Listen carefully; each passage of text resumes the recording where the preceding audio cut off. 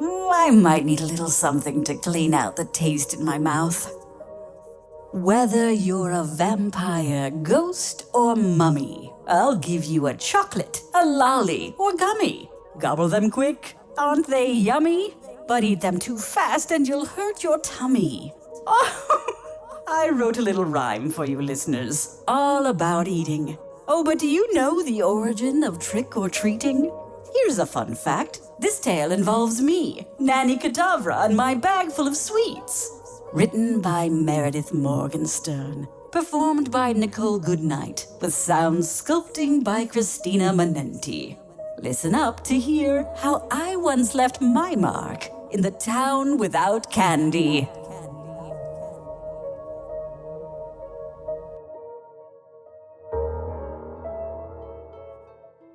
A long time ago, before even your grandparents were born, there was a small town that was not near any other town and not near any cities.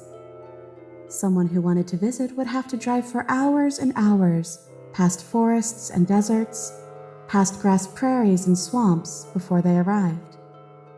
But then, not many people wanted to visit the town. In fact, most people had never even heard of it. If you lived anywhere else, you might go your entire life without hearing the name of this town. And if you found yourself there by accident, you'd try very hard to leave as quickly as you could. In most ways, this was like an ordinary town. There were houses, a school, a doctor, and a dentist. There was one restaurant and a general store. A small empty building showed movies sometimes. On weekends, you could go fishing in the river on the east side of the town, or you could have a picnic on the hill on the west side. However, if you did go for a picnic or out to dinner at the restaurant or to see the movie, you were not allowed to bring candy or have dessert. This town had absolutely, positively no sweets. No twisty red ropes, no squishy orange gummies, no bright yellow chews, not even chocolate. No ice cream after dinner if you ate all your vegetables, and if you had a sore throat, your mom had no honey to give you. How did the kids here grow up without candy? Didn't they know what they were missing? They did not. The kids in this town didn't know what candy was, so they didn't miss it. They had few cavities and hardly any tummy aches. When they went to the doctor, she gave them a sticker for being a good patient instead of a lollipop. Every year on Halloween, the kids of this town still dressed up in costumes and went trick-or-treating just like other kids. Except in this town, when the children went door to door, they had to give the grown-ups treats. Kids who were good at art might give out little orange pieces of paper made to look like jack-o'-lanterns. Or kids who were into sports might hand out baseball cards.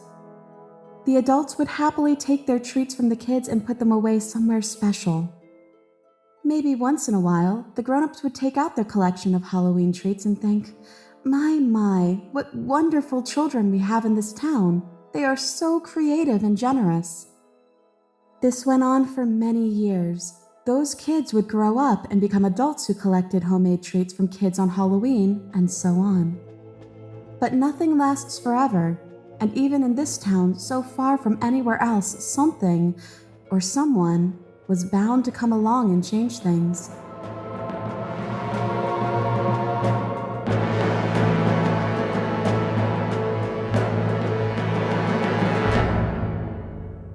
No one in town knew where the lady had come from or when she arrived.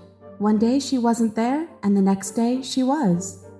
No one could agree on what she looked like either. She was tall, or was she short? She had dark skin, light skin, olive skin.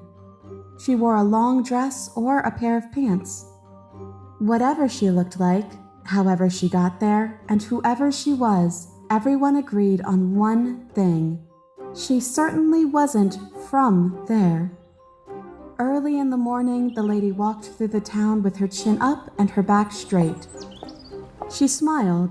She sauntered down the town's one main road as if she knew exactly where she was going and what she was doing. Everyone watched her from their windows, but she never looked to the side. She stared straight ahead and walked without rushing. When she got to the town's one school, she sat on a chair that hadn't existed a moment before. She crossed her legs and smoothed her skirt or her pants. Dipping to one side, she picked up a bag that also hadn't existed a moment before. She placed the bag gently on her lap and waited. All the parents of the town wondered whether or not it was safe to send their children to school. What if she was a witch who would use the potions in her bag to turn all of the children into toads? Maybe she was a goblin, and she intended to pluck each child up by their collars and place them squirming and whining into her bag. Some children are good at listening to their parents, and some children are not. Even in this town without candy, there were children who were not good listeners. They were the ones who finally left their houses. As a group, they walked, then skipped, then ran towards the school. When they reached the lady, they gathered around her. But just like a dog that finally catches its own tail, once they achieved their goal, they didn't know what to do. The younger kids looked to the older kids, and the older kids looked down at their shoes and blushed. The lady said nothing either. With a kind smile on her face, she opened her bag and reached inside. When she brought her hand out, the fingers were closed. The kids didn't speak, but they all had different ideas of what she held. A small mouse, flower petals, pirate treasure, marbles.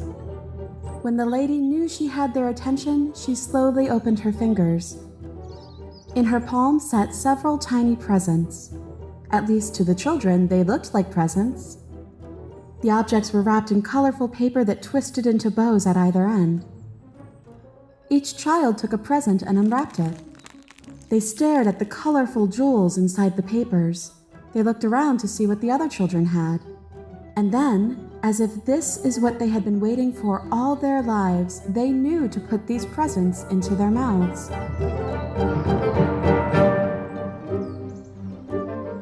Oh, the joy, the sweetness, those candies that tasted like cherry but weren't cherries, mints that made your mouth tingle. The sweet syrup slid down their throats like a sugary waterfall. How those children's eyes opened wide with pleasure. Before they had finished, they had their hands out, silently asking the woman for more. The good listeners saw their friends smiling and asking for more of whatever it was the lady had given them, so they now ran out of their homes and down the road to the school. The lady laughed from her seat as she pulled out handful after handful of candy and tossed it into the air. The children reached to catch whatever they could, sometimes dropping candies in their haste to open them and get them into their mouths as quickly as possible. Big kids helped little kids. Friends compared flavors they had tried and swapped for ones they hadn't had yet. Once the grown-ups saw their children eating out of the hands of a stranger, they left their houses and ran to their children. By the time the adults got there, the kids were wild with sugar, running around in circles, smashing against one another. They jumped up and down.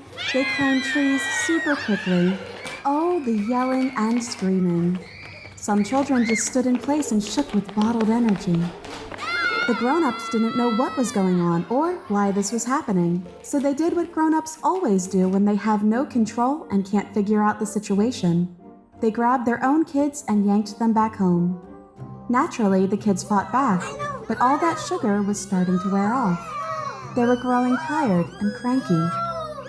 When their parents got them home, all the kids were sent to their rooms. No one went to school that day or the next.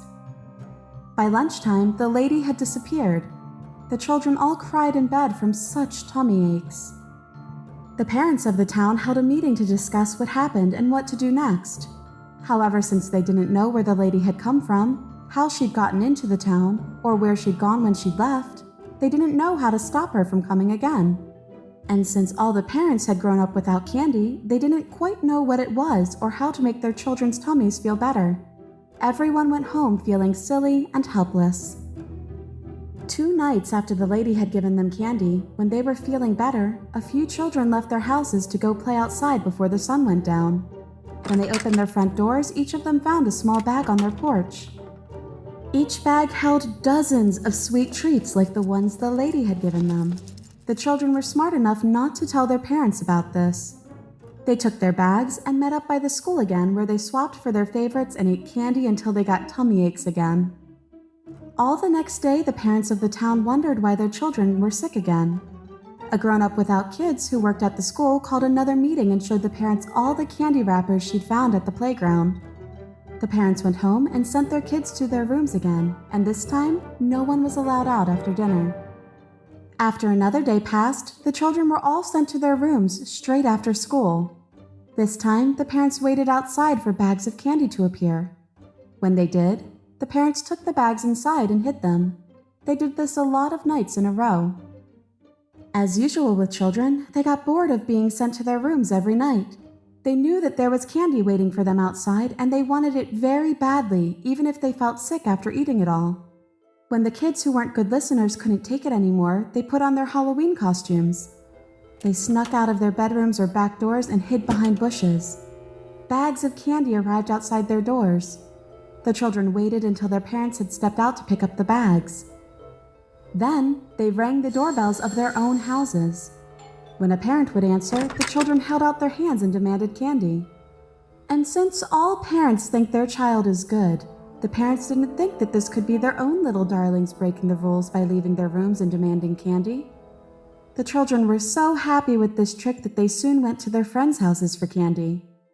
The grown-ups never figured it out because sometimes grown-ups just want to believe that everything is fine and nothing bad is happening. Soon, even the good listeners joined them. However, the smart children figured out if they did this every night, pretty soon even their parents would get suspicious. So they decided, as a group, that they would only trick the grown-ups of the town once a year on October 31st, the day the lady had first come and introduced them to the sugary delight called candy.